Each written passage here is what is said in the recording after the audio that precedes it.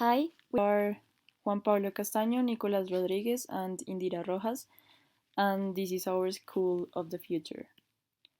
First of all, it is important to define what type of institution we seek to create, the objectives it pursues, and the ideas that motivate it. In this order of ideas, we intend to create an institution that groups all the necessary components to carry out the learning methodology that provides the best tools to conduct the educational process of the student in question. This led us to propose a mission where we seek to provide a set of tools and an adequate methodology that best suits the students, considering their context, personality, and interests in order to motivate them and generate the necessary curiosity about their environment.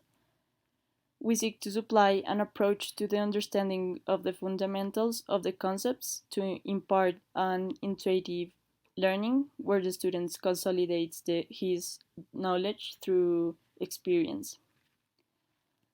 It is also important to understand what ideas motivate us to form our school of the future, and for this is necessary to understand the vision of two great thinkers.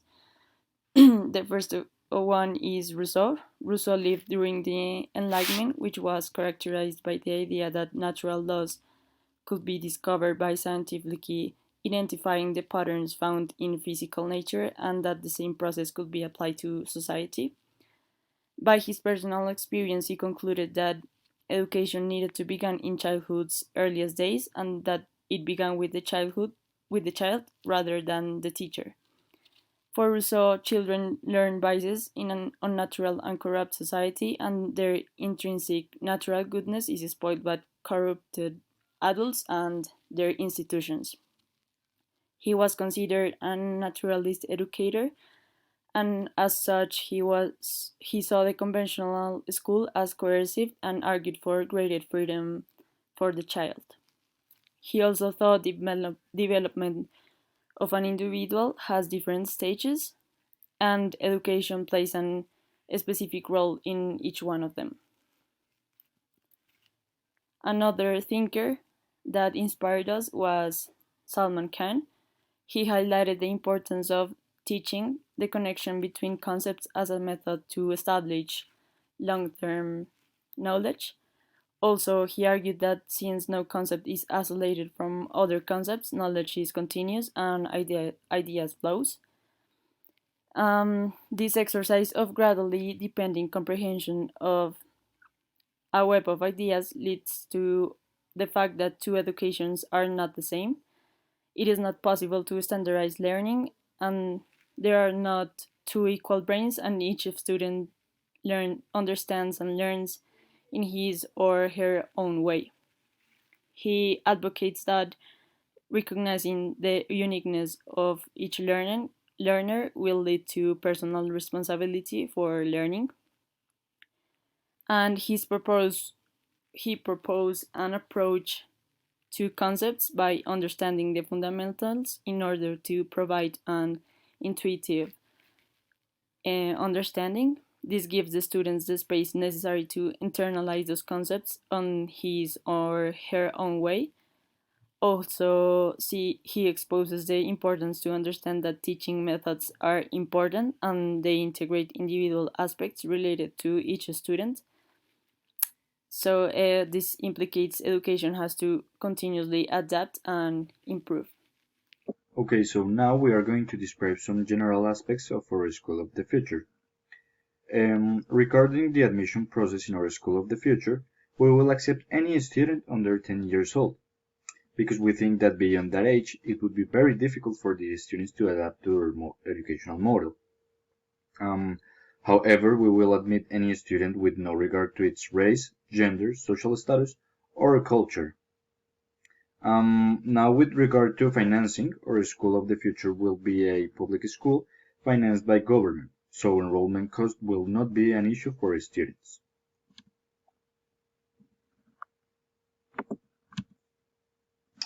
Now, with regards to the staff, we would like to have in our school a very diverse staff from different regions of the country for students to have the chance to meet different cultures without having to wait for the university to have this experience.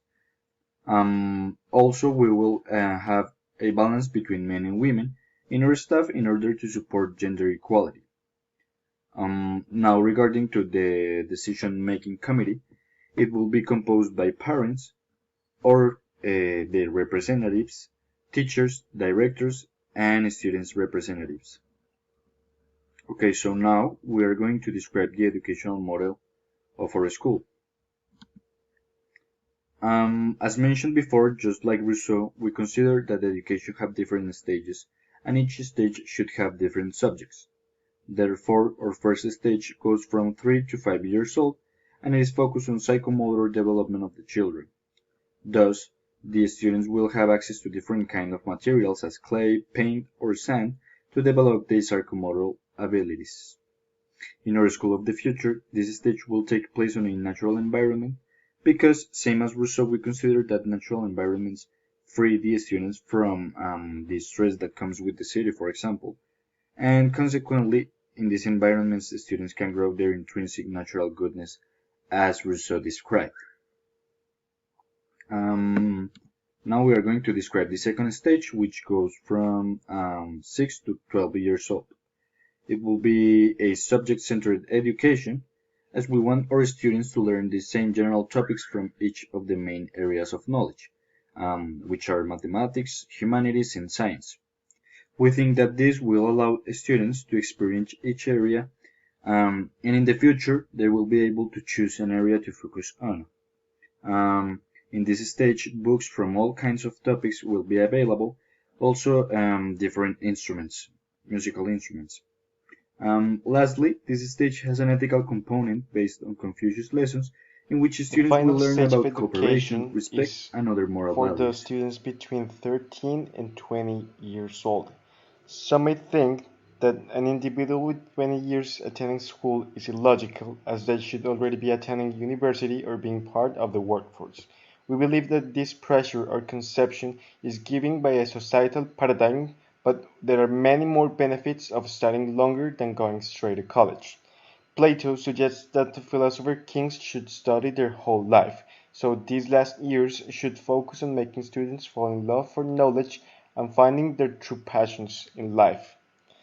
Given this, we believe that this final stage should be centered to the student. Professors need to understand what are the particular characteristics of every individual in the classroom and address them individually or particularly. As mentioned before, we believe that people have different types of abilities, tastes, and preference. So this final stage should be addressed individually. Um, Likewise, students can choose an area to focus on, such as mathematics, science, and humanities, and exploit these preferences uh, in a more efficient way because they would be studying what they truly want to and not wasting this time in unwanted subjects for this individual. This way, we can assure that the student is attending school because he wants to learn, but not he has to. And in the other sense, he can use this time more efficiently and later he would be able to use this knowledge and apply it in the real world. The future schools should have total access to every kind of technology or devices available because we know that this is increasingly important in the future times regarding the productive workforce and in general technology is are some fundamental tools. So the access to these devices must be um, for sure for the student. Um, we must uh, have an ethical component regardless the type of subject that we are studying. We cannot forget that even though the hard sciences or the analysis of some specific subjects are important because they develop the hard skills, the underlying factor is that we have to have an ethical component so that students are aware that these decisions, these impacts have an impact in the society and the relation with the rest of the people and with the planet itself. Um, future future productivity or future productive life requires a strong teamwork, and this has been identified as some of the potential hazards of not giving um, preference to these types of education, but rather the individuality and the competitivity. We want to cultivate the teamwork because we believe that problems are multidimensional, and when we collaborate, we can address them in a better way.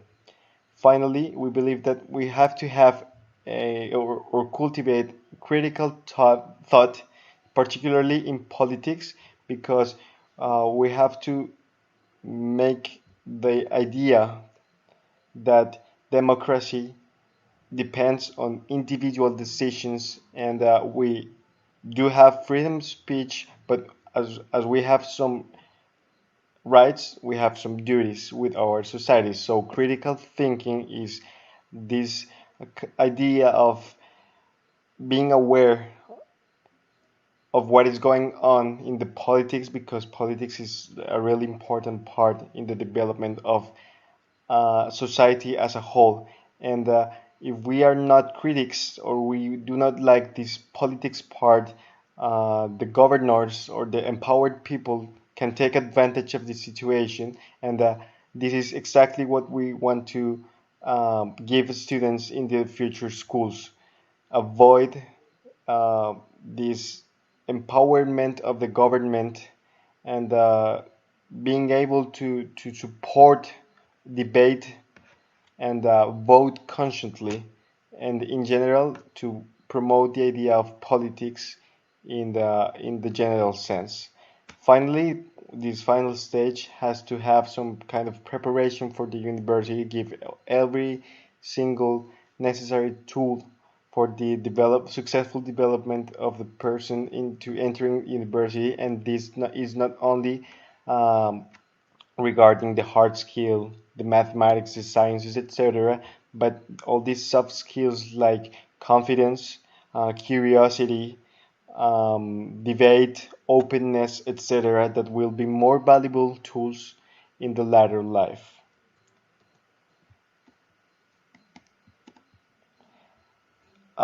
We believe that the design of learning spaces of the future should have a constant contact with nature. Nature provides, inspires, promotes creativity, and in general disconnects from this concrete jungle that are the cities. Cities in the future will be more dense, polluted, noisy, and in general, some will be very harsh. In this sense, we believe that educational institutions should be spaces for the peace of mind, and thus create a special relation with these spaces, making students love attending school. We would really love for future schools to have big campuses.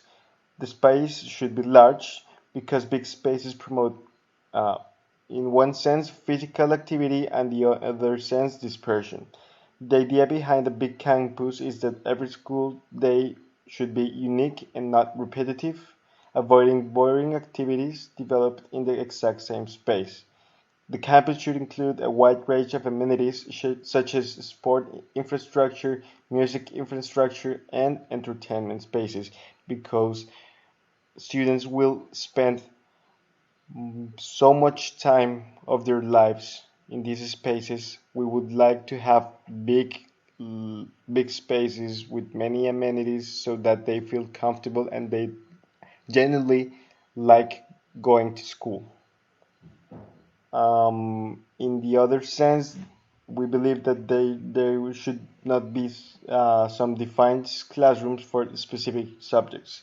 Learning could occur in any space of the institution and is not limited to classrooms or auditoriums. Many open spaces with comfortable furniture should be provided all along the campus. The idea behind this is that learning can occur at any moment, and we as humans are prone to think, create, and absorb information all the time. in order to avoid the idea that if I'm not at a classroom, auditorium, or library, I cannot concentrate, study, or learn.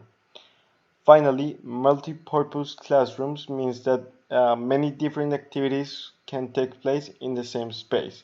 These include different group work size spaces as well as individual spaces. This helps simulating real-life scenarios and preparing students to confront these situations. In the future, it is very likely that many of the jobs would not require to attend work in the same space, and virtuality and autonomy will become the rule. Thus, multi-purpose classrooms will seek to attend this future working environment shifts. Finally, regarding evaluation and assessment, we believe that we can evaluate students' performances through some qualitative grades rather than these quantitative grades. Uh, the performance grades will help to understand the evolution of the students' abilities throughout time and to highlight what the students doing right and what the students may be able to improve. In this sense, this is not a grade system in which a higher note is better because we, as we have said before, we argue that every individual is different, so having standardized testings is not efficient. This is the other evaluation and assessment method that we believe in, so non-standardized testing, but rather particular testing that is not focused in a grade, but rather in understanding the evaluation of the individual. Um, in this sense, we can look for improvement opportunities given by the professor and its analysis in the students' abilities and capabilities.